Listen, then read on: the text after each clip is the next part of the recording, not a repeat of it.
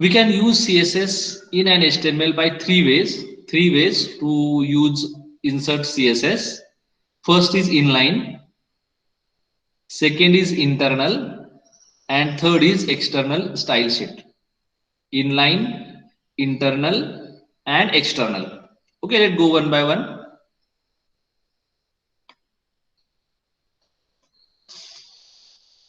Actually, inline we already learned the inline. So we will go again.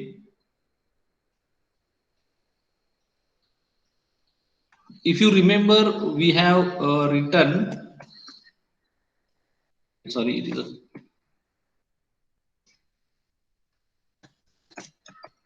inline CSS.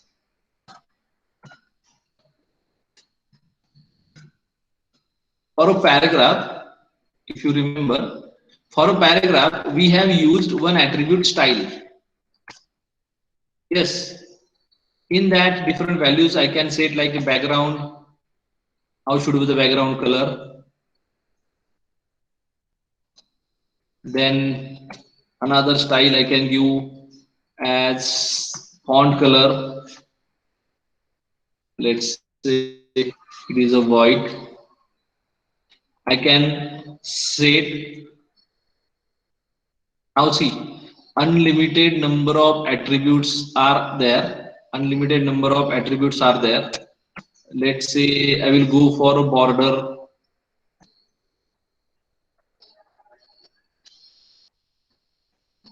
Let me use the border from different style. So this I have written only for the text, only for the color, but like this many attributes are there. So I want to define the font. So I can go for font. Font can be any one of this. Let me set this. Just a minute. Let me increase the size so that you can see. So see, this is the way. This is the way to define the style, inline style. So whatever contents I will write here in this. To that, I am applying the style. So for that, style is the attribute. To that, I have to set the values.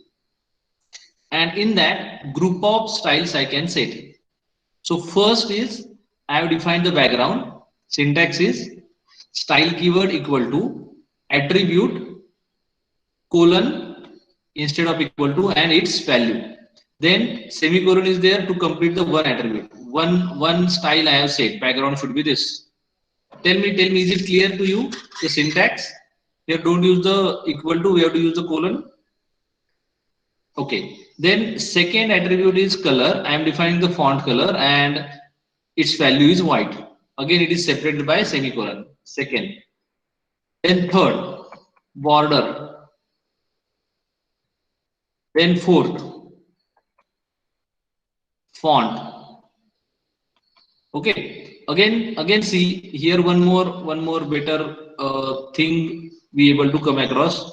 Font family is one attribute. Means I am going to send the font, and to that you can use multiple values. Like first value is this Trebut MS, then Lucida and Unicode, that is the second value. So comma separated multiple values you can give. Now question in your mind will be which fonts will be applicable, which font will be applied. So it will go in the sequence. If the machine on which you are learning, the browser, the client machine, on that, if this first font is available, that will be used. If this font is not available, then it will browser will search for this second. So likewise, you can go for multiple values to one attribute. And at the end, when your style is complete, you have to complete it with double quote. So tell me if you understand it. Let me go for the new line so that in one screen you can understand it. Does it? Sorry, I will take from this. Okay, so your style starts here with equal to and colon, then all these different attributes, and style ends here. and that style will be applied for this. Let's see the output. So see, the style is applied to this CSS. So tell me, do you understand this inline style? Why it is called as inline? The line where you want to use, the tag where you want to use, directly you can give the style. So this is called as inline CSS. This is called as inline CSS. Give me reply if you understand this. Yes, great, great. Let go for the let go for internal CSS.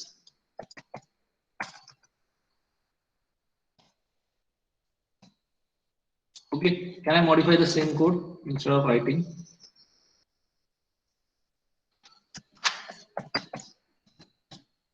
Internal style sheet I'm going for. So now in that case, instead of, see, suppose now why to go for this internal, why to go for this internal? Suppose on this single page I have 5 paragraph tags at different places. I have 5 paragraph tags at different places.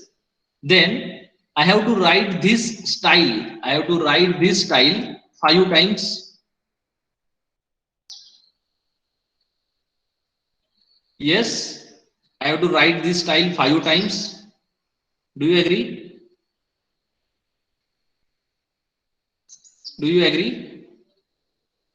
Instead of that, I can write that only once, and it will be applicable for all such paragraph tags. So how to go for internal CSS? For internal CSS, you have to use one tag. Should be written in head, tag, not compulsory, but should be written in head tag. The tag is style, and here you can mention the style. But one more change here is, you have to mention to which tag you have to apply that style. So now I want to apply for P tag, correct? So for P, now I have to use directly what are the different things you are going to use. By this time I'm going to delete this font because it is very long. The same will be applied. So now see what I have written. Whenever you will find the tag P in the page, apply these styles. So let's check, does it works? Yes, it is showing. Suppose I change it to H2, then you can find it is applied to the H2 now.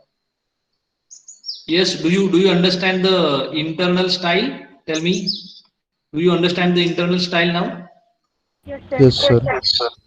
Great. So actually only 3 minutes left, so we will today stop here, but in the next session we will go for external style, and then we will check different ways to apply the style. Very interesting it is. And see, this style attributes are unlimited. It is up to you how many you go to explore, you go to try, because only for border you will find 10 to 12 different options, combinations. The square border with rounded ends, you can give the how much round. For that you can mention the radius. So for every tag, lot many options are there. I will appeal you to again go to W3 schools. That will be the best platform where you can get to know each and every attribute for the style. So I hope after INSEM, before our lecture, you will go through these CSS different styles, so that when we will go for external styles, I expect that you should suggest me apply this style, apply that style, and make that page more good in look and feel. Fine. So from my side, that's all for